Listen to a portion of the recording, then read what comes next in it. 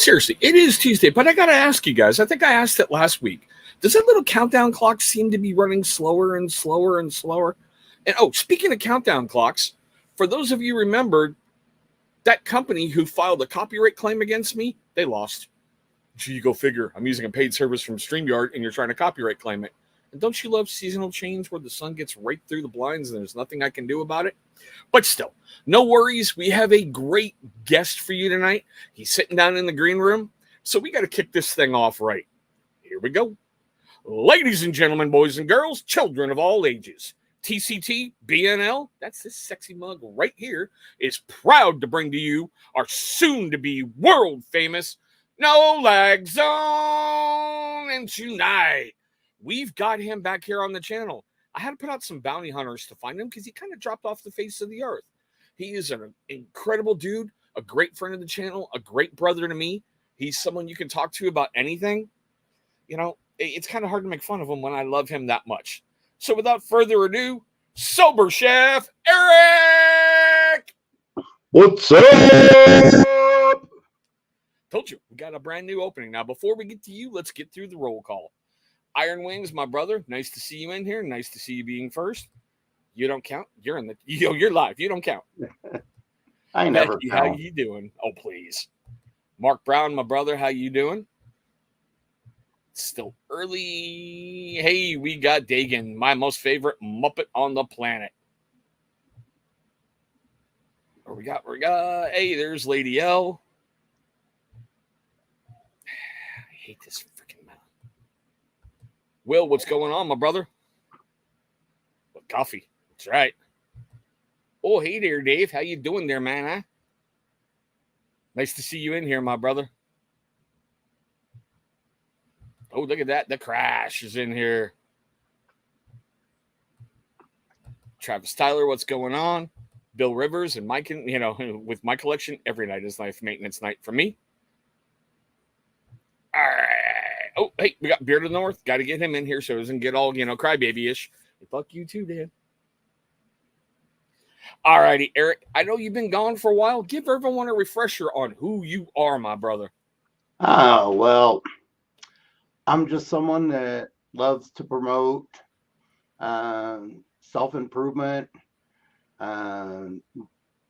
reducing stigma around recovery, whether it be mental health, trauma recovery, sobriety, whatever, and trying to show that you can be in recovery and there's no need to be ashamed, no need to hide. Just, show other people that it's possible if you can get through what I got through. And I've been through a lot. I mean, it started out 10 years old, getting molested, had guns stuck in my face, more fights than I could even think about being in, and all kinds of different PTSD and anxiety and everything else. So if I can get through all that crap and being undiagnosed for 30 years, and now I've been in recovery for over 10 and a half years, and my life's never been better.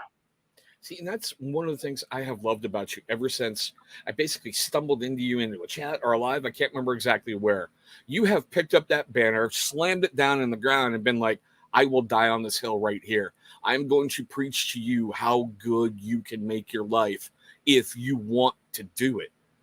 I love how you always go, it's not easy, but you need to put in the work. Yeah. Hardest thing I ever did was call myself on my own bullshit, I mean, when when my therapist is like, listen, you blamed this person, and blamed everybody for everything that's happened to you, and it's all your own fault. And when I realized that and had to, step up and man up and be like, yeah, I'm in the situation I'm in because of myself, It's that, to me, that's that liberating moment when you can look in that mirror and go, it's your fucking fault, moron. Because I've had to do that to myself multiple times. Oh yeah. I mean, you've been my friend for a while. We've had some incredible conversations, which, I treasure you and I love you for that. But it's like, it's that important part until it clicks in here and you start and look in that mirror and go, you're a fucking idiot. Now, what are you going to do? Yep. And yes, What's next? guys in the chat in the replay squad, I'm using adult words here because he has, I told you, give it time. It just grows to a point where I take a bite in my head cocks. I'm like, eh. And I've never been able to do a proper mustache trim. So it just goes, but still, we're adults here and both he and I are ex-military. So we use big boy words. And that's the one thing I always wanted to touch base with you, and I never did. What made you join the Army? Well, I went to college on a soccer scholarship because I was wanting to be a professional soccer player. And so, coach is like, you don't go to class, you don't play. And so first semester, my freshman year, 1986, we won a national championship, a 2-year school and a 4-year division. And I attended class every day and I got a 3.8. And then he made the mistake of saying in the second semester, well, according to NCAA regulations, I can't enforce you going to class. And so I would wake up and it's gorgeous out. And it's like, go to class or go get a couple racks of beer, go to the lake and hit on girls. Yeah, right. And so I got my grades and I went from a 3.8, keeping all my scholarships, academic and athletic and leadership, and I got a 1.4. So all the scholarships are gone and I still wanted to play soccer. And my dad's like, well, you're putting yourself through school. GI Bill might be a way to do it. And I was like, I'll take the ASVAB and see how I do.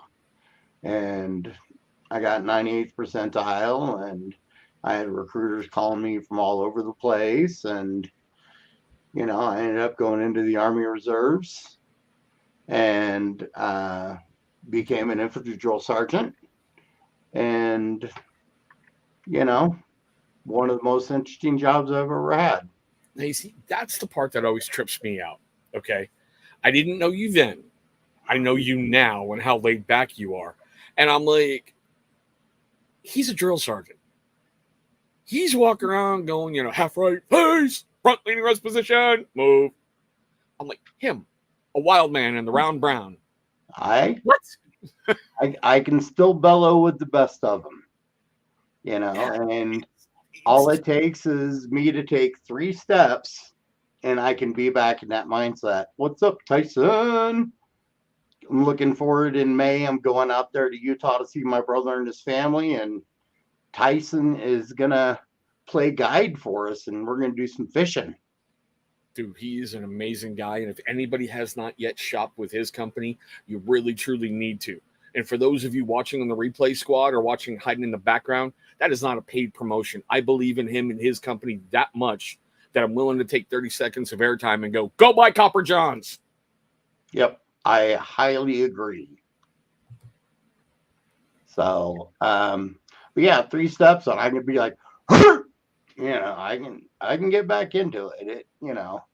As a bouncer and doing backstage security, it served me well to be able to get into that mindset like that and square somebody away. Oh, Dan, you're my favorite long-haired hippie. You were one of my favorite pagans on the planet, brother. That's all I'm going to say. Yeah, but see, that's also the comical part to me is it never really goes away. I've found myself, like, when I'm talking to my kids, when I'm just, you got that insane moment and the knife hand is coming out, and I'm like, Oh, God, no, see, get it under control. Just. Yeah, I mean, the way it gets ingrained in you, it's,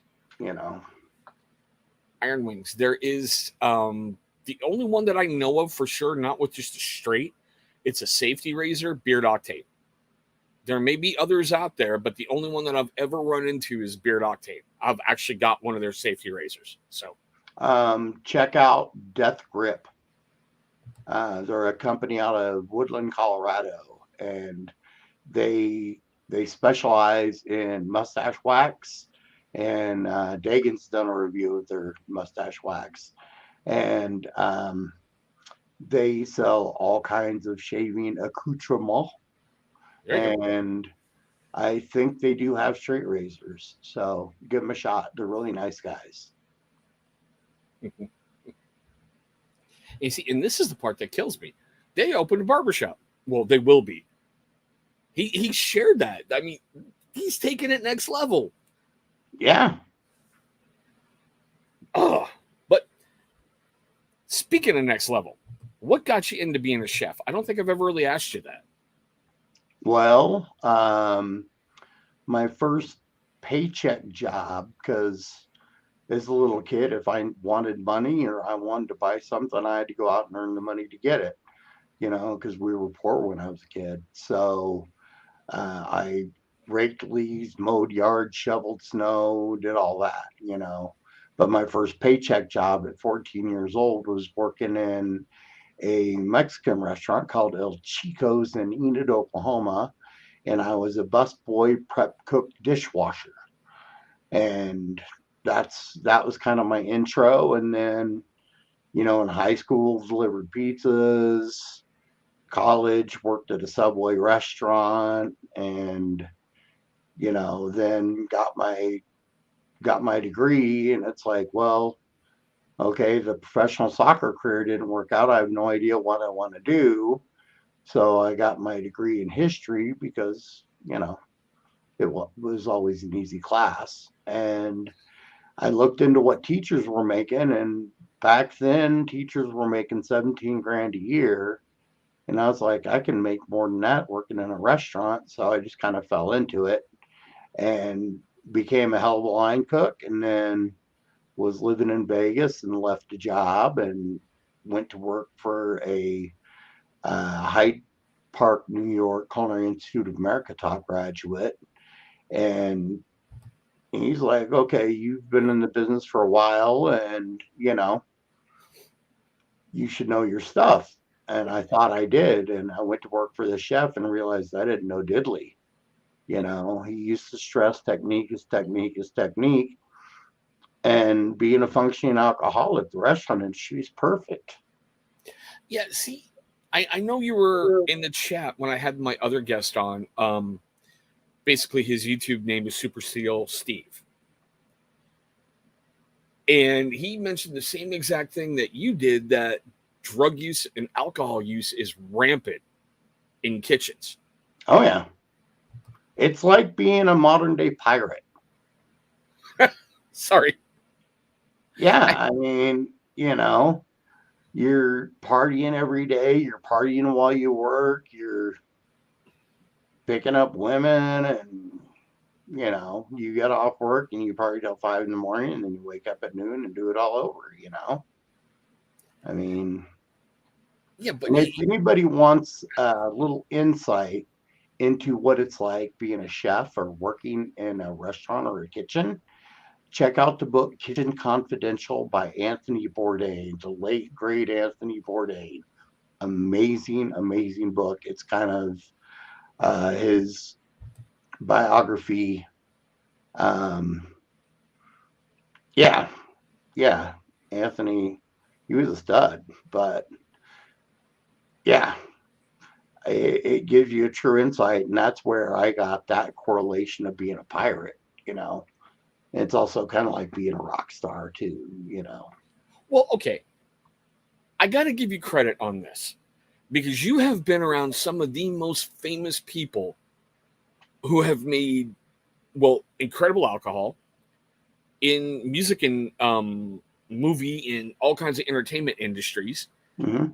And look at you. You're like, yeah, well, I'm a pirate.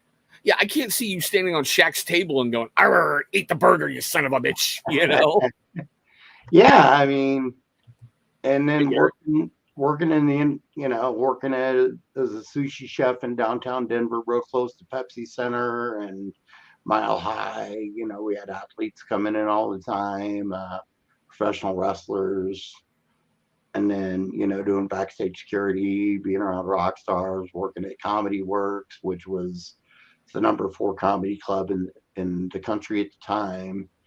The best comedians used to roll through there, and like, I've smoked weed with Chappelle and Tommy Chong, and, I went drinking out all night with Dave Attell, and,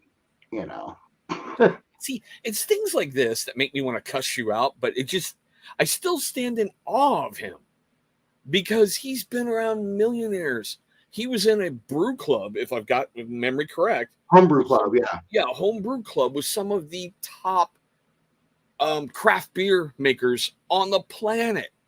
Yeah, one of our members was Charlie Papazian, who wrote Complete Joy Homebrewing, and he's normally the head judge at the Great American Beer Festival. I used to volunteer at that. We had the founders of New Belgium and the founders of Tabernash, the guy that created Blue Moon, Odell's Brewing. Yeah. I got to agree with the Iron Wings. Who goes to sushi in Denver? I would not equate Denver with sushi. I wouldn't.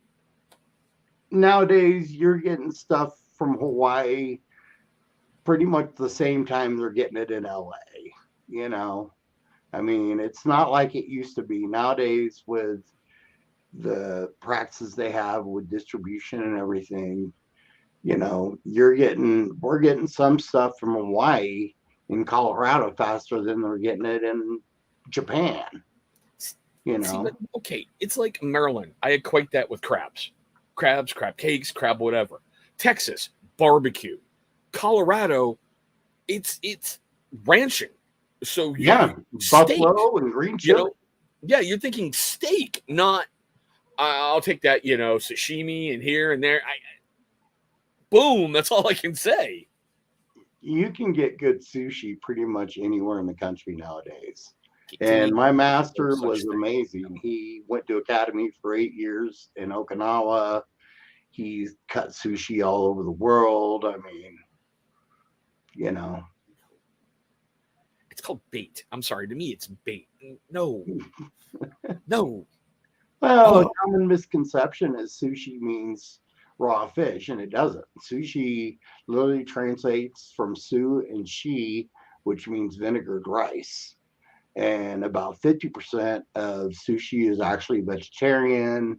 And then about 30 to 35% is actually cooked or cured. And, then there's only like 15% that's actually raw. So, common misconception. Yeah, but it's one of those. Well, okay. I know you've served some famous people. Who would you say is your most satisfying famous person that you've ever taken care of, and why?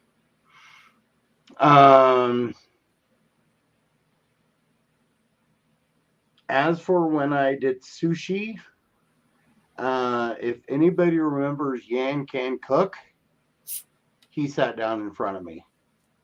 He used to have a cooking show on PBS. He was kind of like the first Asian celebrity chef. And he sat down in front of me, and he was super nice and making food for somebody that I watched their cooking lessons when I was young. That was pretty dang cool. Oh, no, I'm going to get this one. Becky, why don't you ask Sabrizi? He last slept with your husband, so you notice how Sabrizi took his beard down? That's all I'm going to say. Play with me, will you?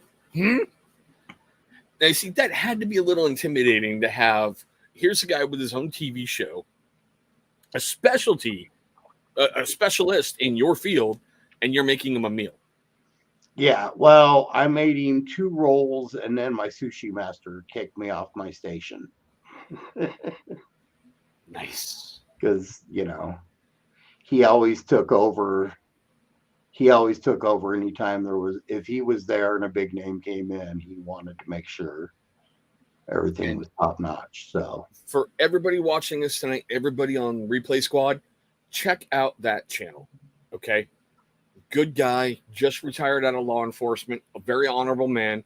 His daughter, Miraculous Girl, is just freaking. You've got to watch the videos. You will fall in love with his channel. You really, truly will.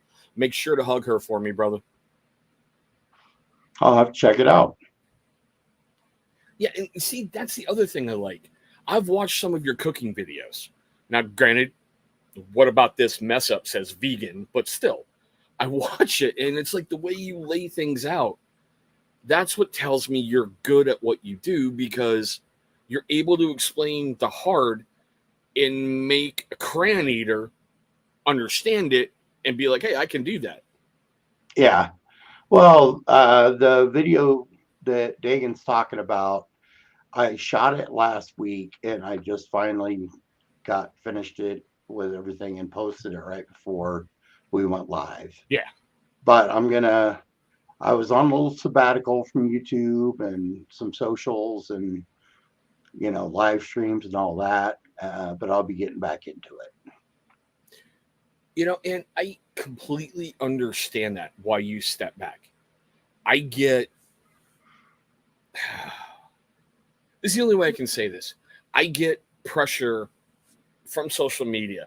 The children, the problems, the getting caught up in the dramas and everything else can help trigger relapses. Not saying you were about to have one, please don't go there.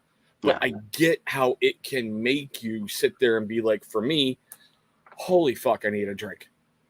You get up at 5:30 in the morning. I'm just throwing out there as a number. For me, it's 0300 every day. I pick up my iPad and I've got 85 notifications of who said what to who and what happened where. You're like, I haven't even had coffee yet. Yeah. So well, get it. With me, the main reason I took a break was I was having a hard time.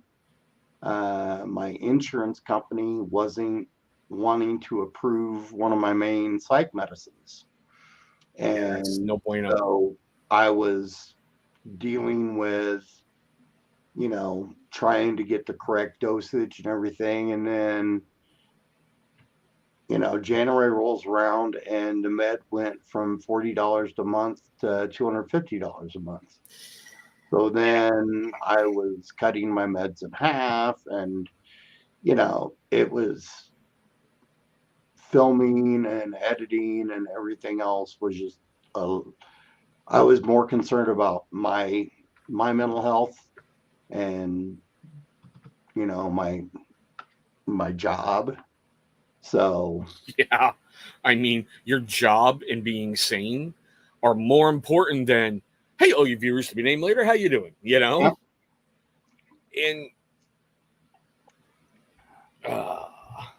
And I get that. And that's why, like with you and Vato, brother, you guys, in my opinion, are doing it right, because you're not seeing what's going on. You don't need to put up with it. You can go into whatever live feed you want to and just enjoy. Yep. Yeah, and also the nonprofit, the Phoenix, that I volunteer for, they lifted the restrictions on doing food activities. So the last Saturday of every month, I cook for what we call Together Families Recover Dinner. And so I go shopping and I prep all the food for it. And, if I don't know what I'm in the mood to make, I'll just put a post on our group site and be like, all right, Cajun or Italian or Asian or Italian. Yeah. And then that's when I figure out what I want to eat. And then like this Saturday, one of my friends, she's just gotten moved to palliative care, and we want to be able to say goodbye. So a couple of really close friends are throwing an awake. So it's not like awake because she's going to be there. So it's awake. And she asked if they could ask me if I could make my spaghetti for her. Nice. And you can't say no to that, Right. So. And that's the other thing I love, is how involved you are in helping people move forward. A lot of people will, God, how can I put this? You go through the steps, you go through the process, and you're too busy worrying about yourself to circle back and help bring people forward. And that's something I've always admired about you. When you held the fundraiser for, Phoenix, when you keep talking about them and you keep bringing them out into the open, and it's not, there's that old phrase, the two worst people on the planet are a brand new born again Christian and a brand new sober alcoholic, because that's it. Here you go. I'm going to get your face. I'm going to do this. And I know that you've been sober for a while now. Yeah, I just hit 10.5 years last month. Yeah, but I know it's part of your name, but the way you handle it and the way you do things with it and the way you talk about it, you're like, this is me. This is what I went through. Not, look, I see these things in you. I'm looking at this. I'm looking at that.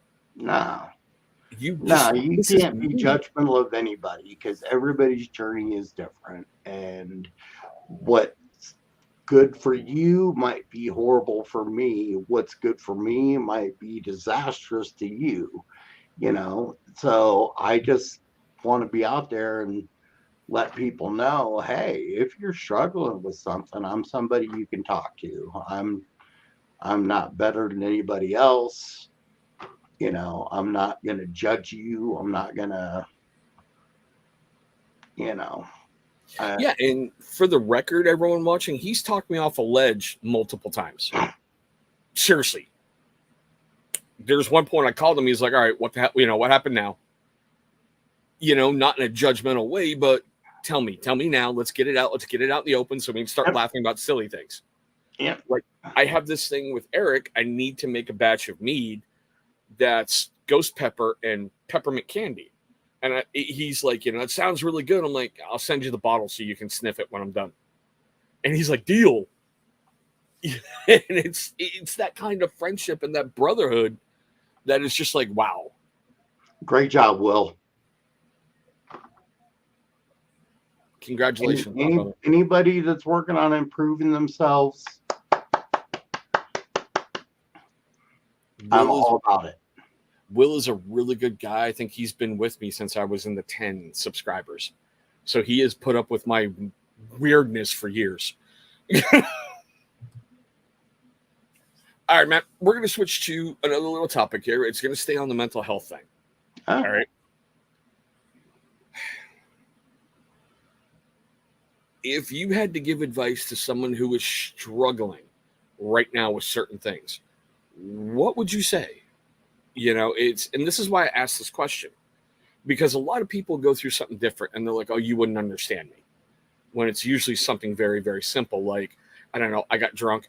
I can't pay bills, or I lost a job. My girlfriend left me, along those lines, or boyfriend, whichever way you go. I don't care. Your significant other left. Or in Dan's case, Beard of the North, his goat died. But still. The main thing I can say is talk about it to somebody. There's 800 numbers out there. Like on my videos, I have the suicide hotline. And if you're a veteran, what number to hit. And talk to somebody. It doesn't have to be your best friend. It doesn't have to be the person you're sleeping with. It doesn't have to be your priest or neighbor. Just talk to somebody, because they might be able to help you look at it from a different point of view. When you're, or speaking for myself, when I nosedive and I'm down in the crap and I don't think it's gonna get better, just talking to somebody and have them say, hey, this too shall pass, and just talk to somebody, anybody. It can be a stranger. There's so many support lines out there for whatever you're dealing with. I mean, You know, I worked through my sexual trauma when I was a kid. I worked through, you know, a lot of my other PTSD shit, you know, and if I didn't talk to somebody, I would have killed myself, you know, Yeah. plain and simple. Talk to somebody. And that's something that I've said a lot. And we'll get to Dagan's question in a moment. Share your burdens because they become easier when you share them. I know Yeah. that we love to lock ourselves inside our little hurt locker and be like, nobody gets me, no one understands me, no one can, be capable of what I'm going through. But it's funny how you never know, like Eric struggles. I never knew about him until I started talking to him. You know, the stuff that I've talked to him about, he didn't know, and he's never ever judged on anything. And this is what I've been saying for almost 3 years now on this show. Talk. Open up and talk. And whoever you're talking to better goddamn blessed have the courage to listen. Because nothing goes worse than when you're trying to open up to someone, they're like, okay, and yeah, let's get to Dagan's because you were good with that, the show of resilience. Yeah, I'm thinking about bringing that back. I'm also considering the possibility of doing it as a podcast. You know, because not everybody has webcams and the capability and everything. Whereas, you know, I could do a podcast and just record it, you know, through a phone conversation. Yeah.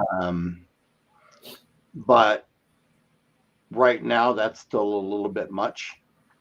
I get it. You're easing back in. I get it. And it's funny how many lives that you have touched just by doing what you're doing and talking about what you have. And Iron Wings, if you added and getting bear maced, that'd be a great song out of California. True story. What's up, His neighbor bear maced him by mistake. Oh, I bear maced myself by mistake. You know what? I'm not even going to touch that. And you see, Garrett, that's one thing that I had a company owner come on my show, and he changed everything about my live stream when he said, "Hey, I'm not in a good place right now." And I thought he was going to bail out in the middle of the live stream, and he went, "Can we talk about?" And right there changed everything. Eric is a huge proponent of this as well as I am. Guys have been taught forever in their lives, shut the fuck up, don't be a bitch. Yep. It doesn't work. When you keep pressing it down, you know those old novelty toys where it had the compressed snake inside the can and you open it up, things shoot out? Sooner or later, it's going to do it. Yeah. I mean, you know, yeah, like Chris said, you know, I was brought up in the 70s and you know, men were allowed two emotions. You could be happy and you could be fucking pissed. Yeah. And that was the only two acceptable emotions for men, you know, and now I know that's complete BS, you know.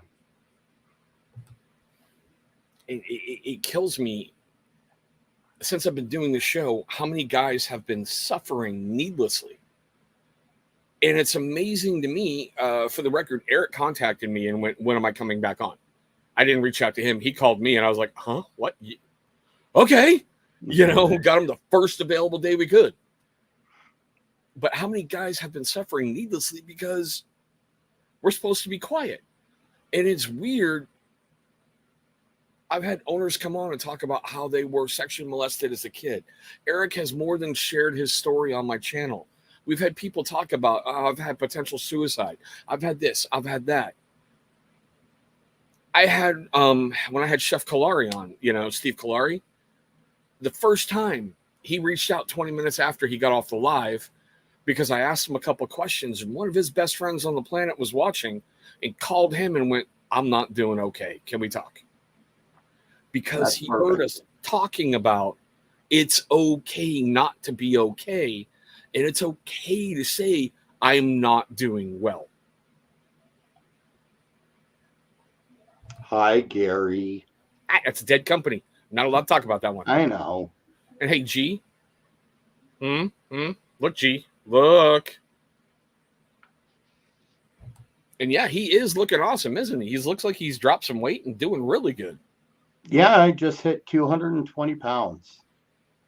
I've been getting up at 4:45 in the morning and going to the gym for a half hour before I go to work. And so between I didn't go to the gym this morning, but today I'm at 24,354 steps. And yeah, I've been hearing about this collab. I'd like to see it come to fruition. We need to give I'm Eric his big excited. moment in the sun. I'm excited. I get to work with the mix master, and and I create my magic in the kitchen. He creates his in the lab, and I think between the two of us, we're gonna blow some people's minds. Mo, my brother. What's up, Mo? Notice this guy? Notice this guy?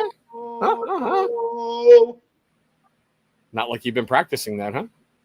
No, I can bellow any and every time. Oh, Emo, you know you are my favorite piece of sexual chocolate on the planet, brother. You know that. Sexual chocolate. And hey, nobody can beat the bunker. I don't need a bomb. Oops, I said a bad word on YouTube, so don't worry, I'll get demonetized. Which, to make everyone laugh, I got a funny story for you. I had a comment pulled on Instagram today responding to one of those bots.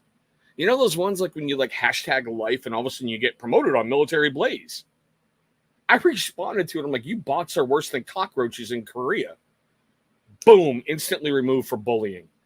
So I appealed that and sent Instagram a message going, how about these bots that are flooding everywhere? What are you going to do about it?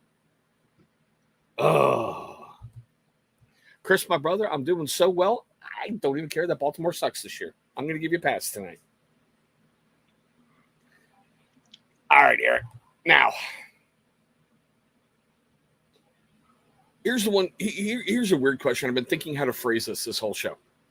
I know you've spent a lot of time helping other people. At what point during your recovery did you feel comfortable where you turned around and went, I want to do this? Very early in my recovery, I watched a documentary on the actor Danny Trejo. Oh, wow. Okay, yeah. Any of you guys don't know who Danny Trejo is? Machete. Yeah, Machete. Ultimate badass, and he talked about, getting sober while he was in San Quentin when he was, a guard got killed during a riot, and they were trying to hang it on him, and so he was looking at death sentence, and he cleaned his life up and everything else, and he said something that resonated with me, and it's huge. He said, my life didn't start getting better till I started helping others. And I heard that and it resonated, and it took a while for me to be able to tell my story without crying and be comfortable telling my story. And then another thing I heard that really resonated, and I don't remember where I heard this, but the gist of it is you never know who needs to hear what you have to say at that time. So, if I can tell my story Thanks and for stopping in, Russ. it can help somebody,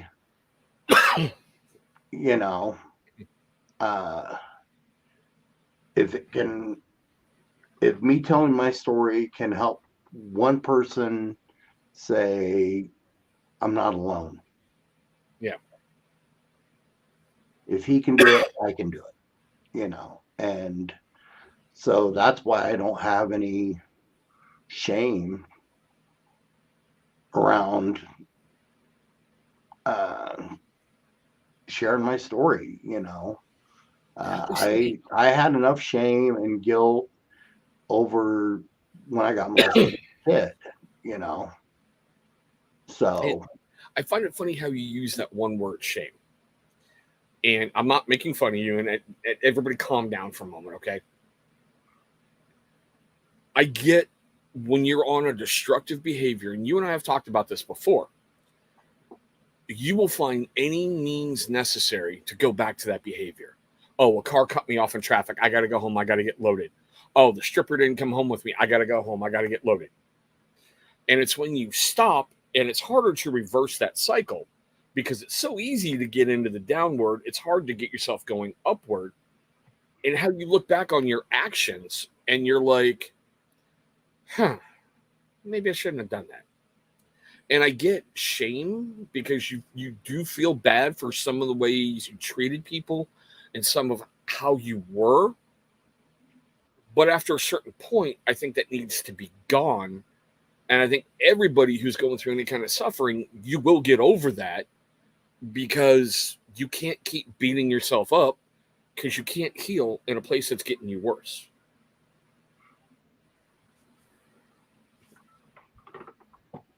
Sober 3 months, Ellie. That is freaking awesome. Tell them congrats. Hey, we all have our vices. Yeah, and the thing is if your vices allow you to still love people and treat people with respect, and it doesn't affect your life in a negative way, like we say in infantry, drive on with a heart on. Pretty much. Speaking of hot sauce, May 17th on the Jersey Joe 973 channel, Eric is going to have jerky, which I highly, highly, highly recommend, and his hopefully soon to be world famous hot sauce as one of the auction items. At this point, I'm doing 4-ounce jerkies. I'm not doing any hot sauce at this moment. I might be able to get talked into that. It just makes shipping and everything a lot more expensive. Yeah, but man, 4 of those, oh, you're going to break me. I love your friggin' jerky, dude. It is so well done.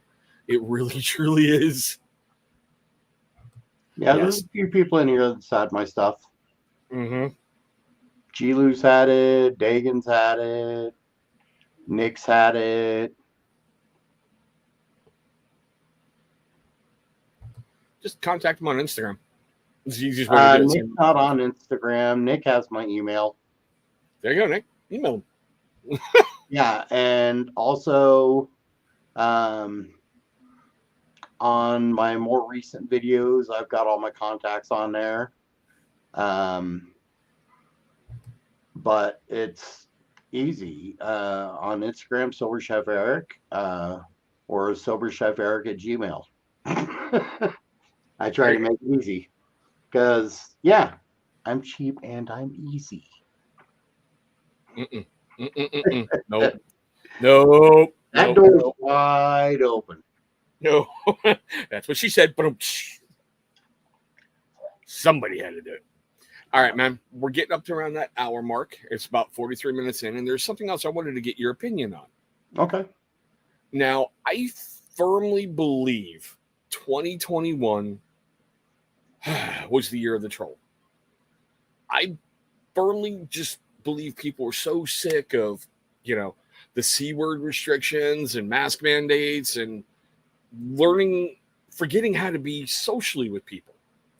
But I also believe that 2022 is help build people up because it's so easy to destroy. It's harder to be there and be like, I want to be that light. And you are, I love how G put it. Yes, I know. For some 3 little individuals, I know, my brother, but overall, they're dying out quick. I hope. You are one of those individuals who have always been there and always put a hand out. Instead of a backhand, you've been like, here, let me help you. What advice do you give to people? And I know you've gone through a lot to help build people up. Being able to listen without judgment. If somebody's telling you their problems, don't judge what their problems are. Try to help them figure out a way to make their situation better. You know,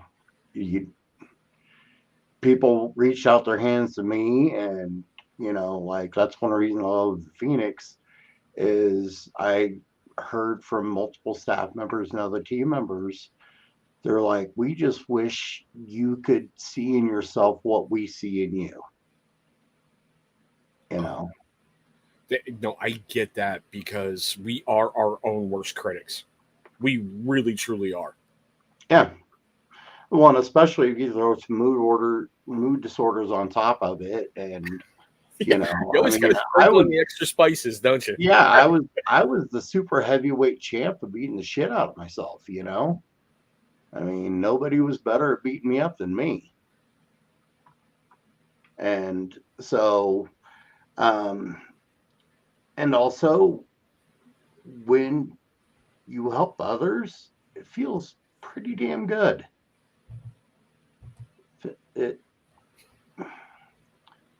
Helping somebody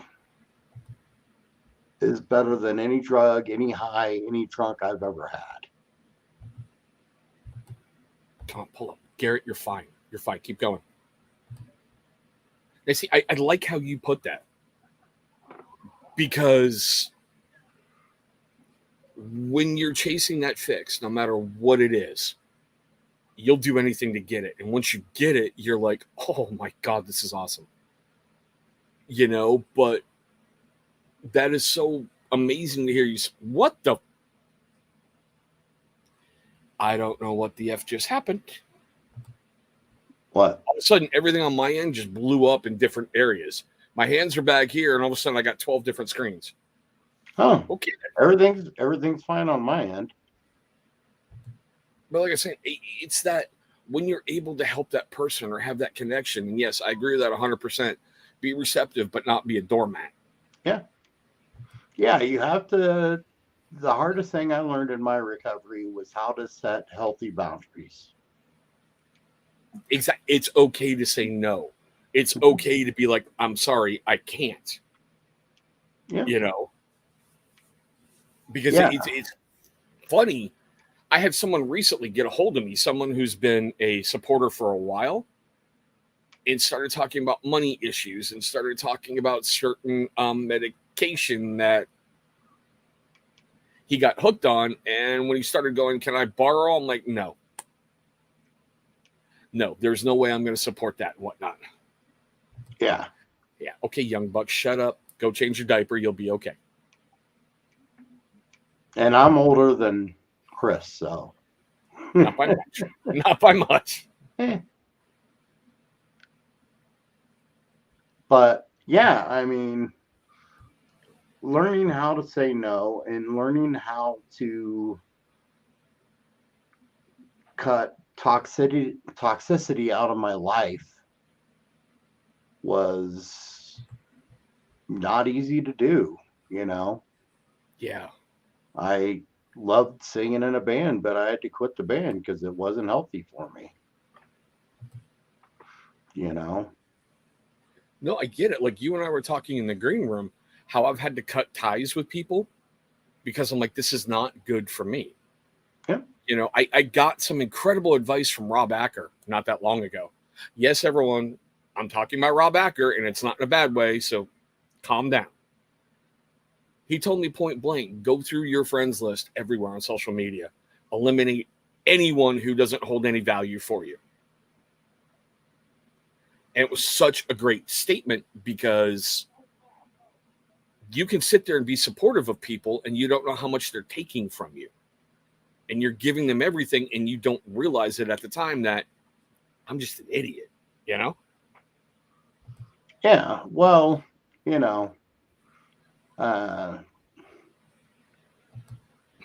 yeah, singing in the shower is the only thing I do in the shower.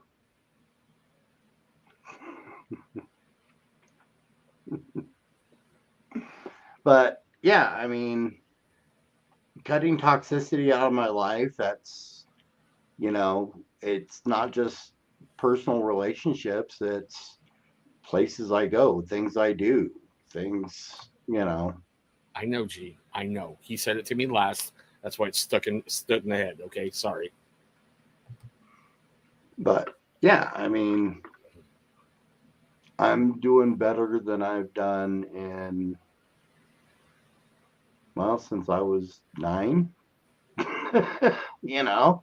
Isn't that weird for you to sit there and say that, though? And this is why I'm saying it that way, okay?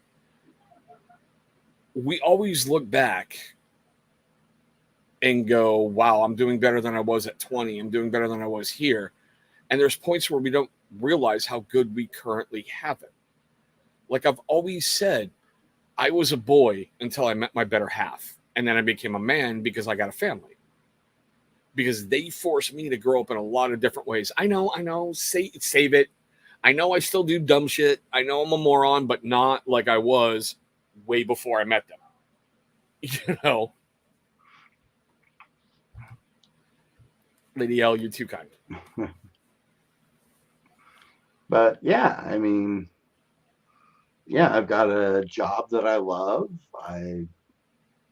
Mentally, I'm in a really good space, and you know, family, I'm getting ready to go on vacation to see my brother and my nephews and my sister-in-law and see their new company.